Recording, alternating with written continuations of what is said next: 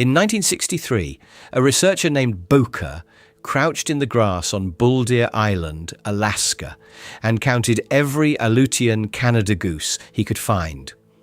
The total was 200 to 300 birds. One island, one last colony.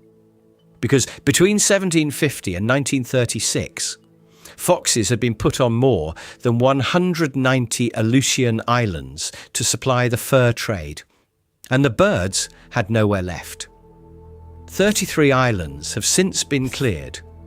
The geese did not wait for permission. A fox does not need a rifle. It needs one nest, one bird sitting still enough to take. Multiply that across every island where men had rowed ashore and released a breeding pair, and the arithmetic finishes itself. I'm Dr. Raymond Finch. The men who did this were not careless. They were running a business. A fox colony on a remote Aleutian ledge cost almost nothing to establish. You drop a pair of foxes on an island, you leave, you return the following season and harvest the pelts. The island does the feeding for free. Island by island for nearly 2 centuries. 190, that operation pressed across more than 190 islands. Every one of them a nesting ground the geese could no longer use. The Aleutian Canada goose nests on the ground. No tree cover, no burrow, no elevation. It puts its eggs on the soil and sits. That is not a defensive posture against a predator that can run, dig, and work a shoreline through the night. The fox stripped those islands clean. The Kenyan 1963 report put a number on what remained. Boker's count, a single island, Bull Deer, holding the last birds anyone could find. Bull Deer sits at the far western end of the chain, steep, treeless, almost impossible to reach. Foxes had never been put there. That one geographical accident, one island the fur traders skipped, is the only reason this species exists today. Not a plan, not a reserve, an oversight. What nobody had worked out yet, standing on Boulder in 1963, was whether 200 birds on one island could ever become anything more than the last of something. The answer came slowly, not in a single season, but across years of counting at the same stopover points along the migration route south. Those 200-odd survivors on Buldi were not frozen in place. They moved. Every autumn they pressed south through the Pacific, threading down the California coast to spend the winter on valley farmland. Bull Deer Island, the single unfoxed ledge at the western end of the chain, held between 200 and 300 birds, while every other stocked island around it ran predators and produced nothing. Down the coast at Crescent City, California, a spring count in 1975 recorded 790 individuals resting on a single flooded field, the entire surviving flyway population visible at once, in one place, in one morning.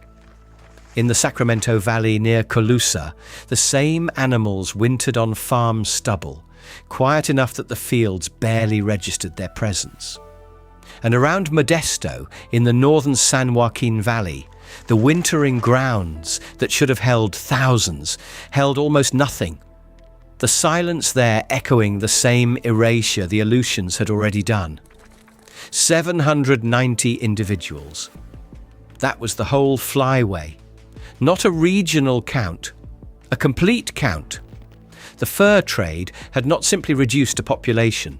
It had dismantled a landscape, island by island, season by season, until the breeding range collapsed to a single accidental refuge, and the wintering grounds emptied with it. The US Fish and Wildlife Service later calculated what the fur operators had effectively controlled: 596,000 acres of island terrain, handed over to predators, stripped of anything that nested on the ground. I'm Dr. Raymond Finch. I have stood on enough recovering ground to know what a managed system looks like after the management stops. And what this chain had been was a managed system, run deliberately for profit. The operators put the animals ashore, let them breed, harvested the pelts, and moved on. What looked like wilderness on any map was under the surface, closer to a livestock operation running across an archipelago G. Vernon Bird of the US Fish and Wildlife Service spent years working through Boulder's ecology after the 1963 count, co-authoring the field study of breeding behaviour on the island in 1983. What his surveys confirmed was that the habitat was intact. The nesting ground had never been broken, only emptied. That distinction matters. The land had not been damaged, it had been cleared. And cleared land, given time and a removed predator, can fill again. By spring 2000, the Crescent City count had climbed to roughly individuals at that same staging stop, where 790 had huddled in 1975. That number should not be possible from 790 birds in a single generation. What the recovery program actually did, and whether the math of 33 cleared islands was ever going to be enough, is a harder question than it looks. The work that followed was not dramatic. It was deliberate, slow, and physically brutal in the way that only remote island fieldwork can be. From 1949 onward, field crews moved island to island, setting traps, pulling foxes out of burrows, shooting the ones that wouldn't come to bait. The land they were trying to reclaim had no roads, no shelter, and weather that could ground a helicopter for 2 weeks. Agatu Island received the first goose releases, periodically from 1974 to 1984, then again in 1994 and 1995. Each release was a calculated bet, cleared ground, seeded with birds, watched to see what held. By 1983, had co-authored the field study of goose ecology on Boulder, the same strip of cliff and tundra where Boker had made his 1963 count. Bird documented a population still far too fragile to call recovered. 2 decades of removal work, multiple translocation efforts, one ecologist carefully watching the numbers, and the arithmetic was still grinding. Slowly. Each cleared island brought back a fraction of what had been stripped. By 2001, crews had cleared 33, 3 decades of trapping pressed into that figure. 33 islands where nesting birds could finally touch the ground without dying for it, 33 out of more than 190. 18%. That is under 1 in 5 of the islands, the fur trade armed with predators. And already the flyway was roaring back to life.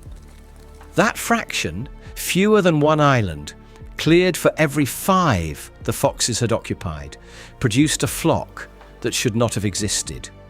The mechanism was not complicated. Remove the predator, step back, wait.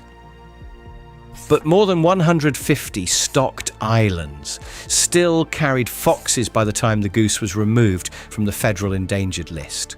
The birds were safe on 33. The foxes still held the rest. This is the part that made me stop and reread the field notes.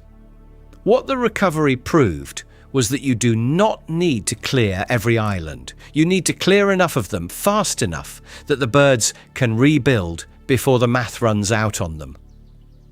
Which leaves the question that the delisting did not answer. What happens on the islands no crew ever reaches, where the foxes are still running and the ground is still silent and no one is counting? 790 geese to 37,000. Every cleared island did one thing the moment the last predator was removed. It reopened the soil. Nesting hollows that had been lethal for generations became usable again almost overnight. The geese released on Agatu held territory, incubated clutches, and fledged young on ground their ancestors had abandoned before living memory. Each successful nest was a recruitment event the population had never had in that place. That recruitment compounded. Young raised on cleared ground flew the flyway south each autumn and returned the following spring to breed, carrying the memory of safe nesting soil in their bodies. By spring 2000, the Crescent City staging area on the California coast registered roughly 37,000 Aleutian Canada geese, up from 790 counted at that same stopover in 1975. No model built from the rate of island clearance alone could have projected that number. The population was doing something faster than the arithmetic predicted, and the surveys recorded the result without ever isolating exactly why. On March 20th, 2001, the US Fish and Wildlife Service formally removed the Aleutian Canada goose from the federal endangered list.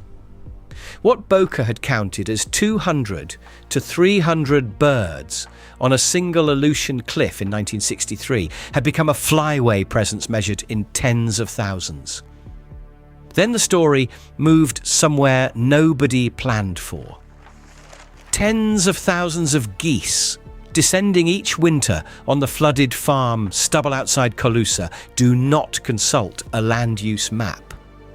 The Sacramento Valley fields near Modesto and the flat agricultural ground of the northern San Joaquin Valley became winter feeding stations the program never designated. Farmers did not design those fields as goose refuges. The geese did not ask a recovery that started on 33 treeless Aleutian cliffs, built from nothing but the removal of a predator that was never supposed to be there, rewrote itself across 1,200 miles of flyway, and landed in someone's crop field in California. That is the full arc of this story, and it belongs to no single person, though I keep returning to Boca standing on Boulder in 1963, counting a species down to its last few hundred animals, with no guarantee the count would ever climb again.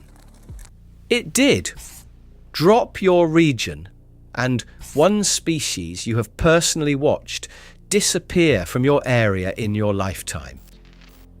And yes or no in the comments, have you ever seen something come back that you were certain was gone for good? Because if the answer is yes, I want to hear that story. Share this with someone who still believes the damage is permanent because the evidence says otherwise. Next, we follow the grey wolf back into Yellowstone, where, within a decade of the 1995 reintroduction, the park's river channels physically narrowed and deepened as elk behaviour shifted and riverbank vegetation recovered. The state of Wyoming fought that reintroduction in federal court through 2008, blocking management authority and leaving the population in legal limbo for 3 years. What nobody predicted was that the wolves' effect on the rivers would prove stronger than their effect on the elk. And whether that holds as the pack structure keeps changing is the question Yellowstone's own ecologists are still measuring.